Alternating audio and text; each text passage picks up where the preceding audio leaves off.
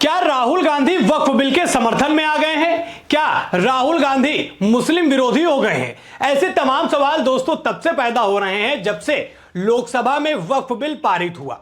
अब वक्फ बिल पर आपने अखिलेश यादव सहित इंडिया गठबंधन के तमाम नेताओं को अपनी बातें करते हुए देखा होगा, अपनी जद्दोजहद, अपनी बहस करते हुए देखा होगा, लेकिन नेता सदन राहुल गांधी कहां थे? उनकी बहन प्रियंका गांधी कहां थी? अब ऐसे में सवाल उठता है कि जिस वक्फ बोर्ड को जिसकी पार्टी ने इतना मजबूत किया हो, उसके प्रमुख नेता वर्तमान समय के गायब कहां थे? अब मैं ऐसा क्यों कह रहा हूं कि वक्फ बिल को कांग्रेस ने क्यों मजबूत किया? अब मैं आपको 1995 में लेके जाना चाहता हूं। 1995 में दरअसल होता यह है कि कांग्रेस वक्फ बोर्ड को देती है फ्री हैंड। अब समझिए पूरी कहानी, कैसे फ्री हैंड दिया गया, कैसे वक्फ को मजबूत किया गया देश के अंदर, कि आज ये नौबत आई है कि उसमें संशोधन हो रहा है और देश में अलग अलग जगह पर लोग विरोध प्रदर्शन कर रहे हैं। समझिए पूरी कहानी। दरअसल हुआ क्या कि वक्फ एक्ट की धारा 40 वक्फ बोर्ड को यह तय करने का अधिकार देती है कि कोई संपत्ति वक्फ संपत्ति है या नहीं। यानी कि वक्फ बोर्ड ये डिसाइड करेगा कि वो वक्फ बोर्ड की संपत्ति है या नहीं। कांग्रेस ने 1995 में दिया। आगे सुनिए। साथ ही यह ताकत भी देती है कि ऐसे मामलों में वक्फ बोर्ड का फैसला अंतिम होगा जब तक कि इसे वक्फ ट्रिब्यूनल द्वारा रद्द या संशोधित नहीं किया जाता। यानी कि भैया ये कह रहे हैं कि वक्फ बोर्ड का फैसला ही अंतिम होगा। अगर कोई जमीन है वो ये डिसाइड करेगी, वक्फ बोर्ड डिसाइड करती है कि वो जमीन वक्फ की है या नहीं, और इसका अंतिम फैसला क्या होगा, वो पहुंचेगा कहां पे? वक्फ के ट्रिब्यूनल द्वारा। अब ये भी कब बनाया गया ये भी मैं आपको बताऊंगा। ये 2013 में इसकी जो है शुरुआत कर दी गई। कैसे, कहां पर मामला पहुंचेगा, कोर्ट मामला नहीं पहुंचेगा, ये सारी चीजें, ये सारी छूट जो है कांग्रेस ने ही वक्फ को दिए, तभी आज ये संशोधन को लेकर बात चल रही है। अब आते हैं दूसरी सबसे बड़ी ताकत कौन सी थी। दूसरी सबसे बड़ी ताकत पर नजर डालिए। 1995 में उसकी धारा है 3, उसमें कहा गया, क्या कहा गया कि यदि वक्फ सोचता है कि भूमि किसी मुस्लिम की है तो वक्फ की संपत्ति हो जाएगी। वक्फ को इस बारे में कोई सबूत देने की जरूरत नहीं है। यानी कि मान लीजिए मैं वक्फ हूं, आप एक इंसान हैं, मैं आपसे कहूं कि भैया ये जमीन मेरी है, तो वो मेरी हो जाएगी और इसके लिए मुझे कोई प्रूफ देने की जरूरत नहीं है। ये अधिकार किसने दिया? कांग्रेस की सरकार में 1995 में वक्फ को इस तरीके के अधिकार दिए गए, जिस वक्फ ने फिर अपना मामला शुरू किया तो देश की तमाम संपत्तियों को बेवजह उस पर कब्जा किया और उसको अपने नाम किया। इसीलिए आज ये बदलाव हो रहे हैं, इसीलिए विरोध हो रहा है और इसीलिए पूछा जा रहा है कि कहां है राहुल गांधी, कहां है प्रियंका गांधी, जिसकी पार्टी ने इतनी मजबूती दे दी हो वक्फ को, वही इसके खिलाफ नहीं बोल रहा है। लेकिन इसके पीछे का कारण दोस्तों मैं जब आपको आखिरी में बताऊंगा ना, आप भी हैरान रह जाएंगे। आप भी सोचेंगे राहुल गांधी के पास दिमाग है। बिल्कुल, राजनीति कर रहे हैं तो दिमाग होगा ही होगा। तीसरी सबसे बड़ी वजह समझिए, वक्फ एक्ट 1995 का सेक्शन 3R कहता क्या है, नजर डालिएगा। कहता है कि अगर कोई संपत्ति किसी उद्देश्य के लिए पवित्र, धार्मिक या चैरिटेबल, परोपकारी मान ली जाए तो वक्फ की संपत्ति हो जाएगी। यानी फिर मैं एक एग्जांपल देता हूं कि मान लीजिए मैं वक्फ हूं, जमीन आपकी है, मैं कह दूं कि भैया ये जमीन जो है धार्मिक हो सकती है, ये धर्म के काम आ सकती है, ये चैरिटेबल के काम आ सकती है, किसी संस्था के काम आ सकती है, ये वक्फ की हो गई। ये कांग्रेस ने करवाया। किसके तहत? सेक्शन 3R के तहत। मामला दोस्तों यहीं तक नहीं भरा, पेट यही भी नहीं भरा, कैसे और मजबूत किया गया 2013 में। अब मैं आपको लेकर चलता हूं और 2013 की भी आपको मैं एक ऐसी बात बताऊंगा, आप भी सोचेंगे कि वक्फ को अगर इतनी छूट मिलेगी तो किसी को भी मिल जाए वो ऐसा ही करेगा जैसा वक्फ के ऊपर इल्जाम लगते हुए आए। 2013 में भरपूर मजबूती देती है कांग्रेस। क्या होता है? वक्फ बोर्ड बिना किसी बाहरी हस्तक्षेप के अपनी संपत्तियों का प्रबंधन कर सकता है। भारत वो देश है जिसके अंदर हर एक इंडिविजुअल आदमी उसके हिसाब से चलता है। भारत के अंदर कोई भी संस्था होगी, भारत के अंदर कुछ भी होगा, वो संविधान के हिसाब से चलता है। लेकिन वक्फ बोर्ड में ऐसा नहीं होगा। वक्फ बोर्ड बिना किसी बाहरी हस्तक्षेप के अपनी संपत्तियों का प्रबंधन कर सकता है। यानी वक्फ बोर्ड के लिए सब कुछ अलग है, बाकी सबके लिए अलग है। इसीलिए तो फायदा उठाया, इसीलिए तो इस तरीके के इल्जाम वक्फ बोर्ड पर लगे और इसीलिए बदलाव की भी जरूरत पड़ी। दूसरा सुनिए, वक्फ संपत्तियों के विवादों को निपटाने के लिए एक विशेष न्यायालय की स्थापना की गई। वही जो मैं ट्रिब्यूनल कह रहा था। यानी कि आम आदमी के लिए और पूरे देश के लिए सिविल कोर्ट है, हाई कोर्ट है, सुप्रीम कोर्ट है, लेकिन वक्फ बोर्ड के लिए नहीं है। वो अपने मामले खुद सुलटा लेंगे। यार ये तो अपनी मनमर्जी चल रही है कि किसी भी कोर्ट बोल दो कि तो मेरा है, उसके बाद आप खुद ही डिसाइड कर लो कि उनका है कि मेरा। यह काम कांग्रेस ने किया। अब मैं आपको सबसे एक हैरान करने वाली बात बताऊंगा, और इसके लिए खोलूंगा मैं अपना फोन, क्योंकि फोन में मैंने वो बात लिख के रखी जो मैंने पढ़ी।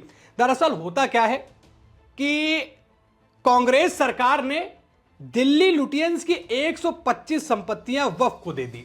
2013 की बात बता रहा हूं। कब? चुनाव से कुछ समय पहले। यह आरोप भी लगा, भी अमित शाह की वो बाइट भी सुनाऊंगा जिसमें उन्होंने ये चीज बोली है।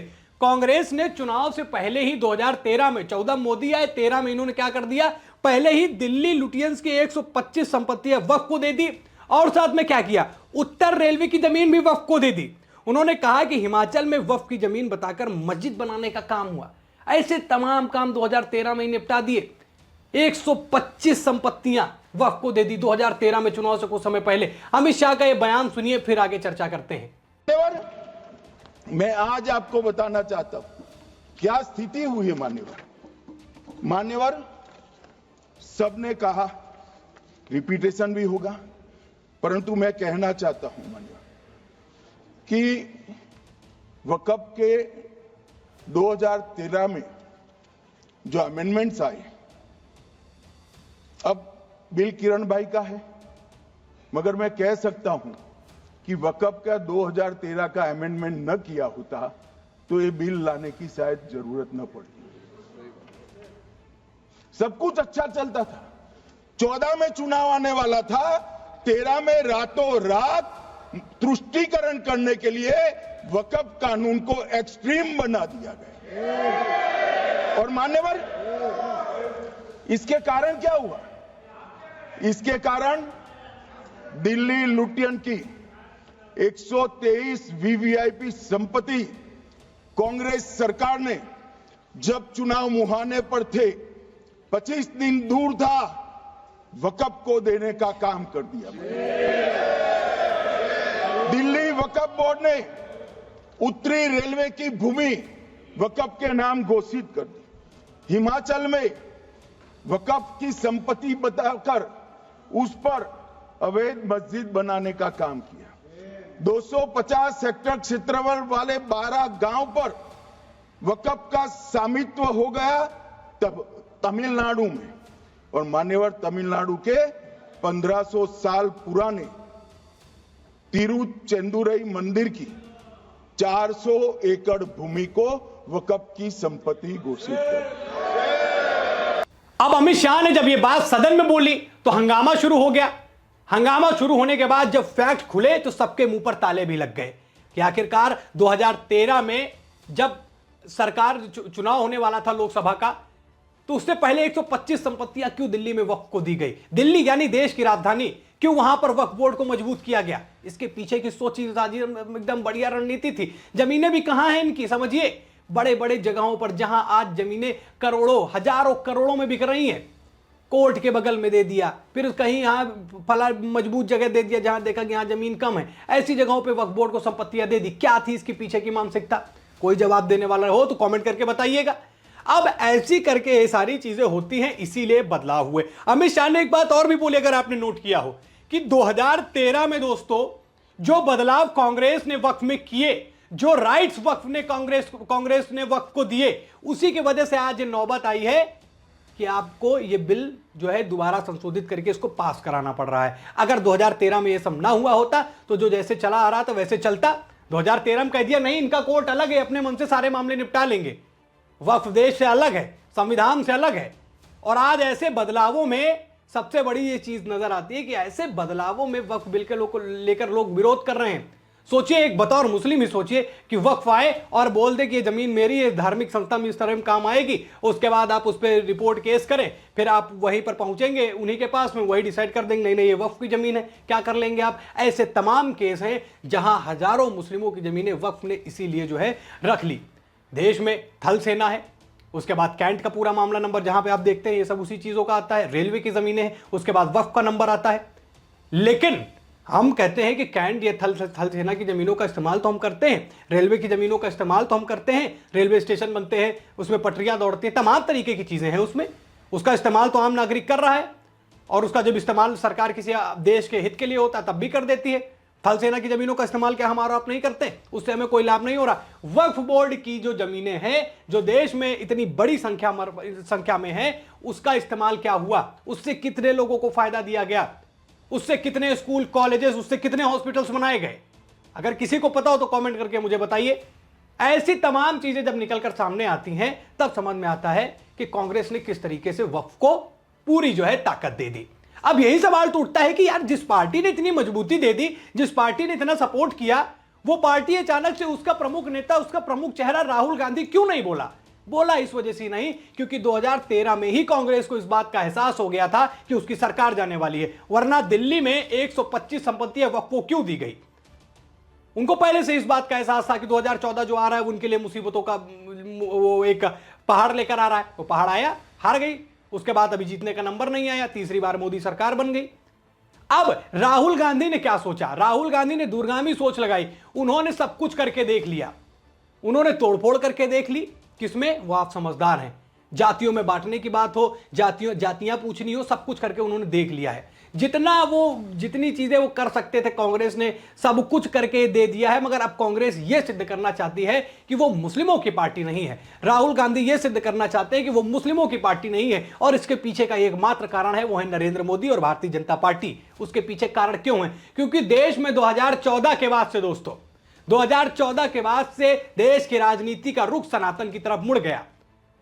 जो सनातन का सम्मान करेगा उसको ही सत्ता मिलेगी, ऐसा पिछले लगभग 11 सालों में चीज डिसाइड हो गई। अब मोदी सरकार जब 29 में पूरी हो जाएगी तो 15 भी हो जाएंगे। और इसका फायदा न सिर्फ लोकसभा में देखने को मिला, बल्कि जहां जहां सनातन बाहुल्य हैं वहां वहां बीजेपी की जीत हुई। उत्तर प्रदेश, मध्य प्रदेश, राजस्थान, हर जगह पर इस तरीके की बात ले लीजिए। छत्तीसगढ़ कुछ बचा होता हुआ था, वो भी बीजेपी ने जीत लिया।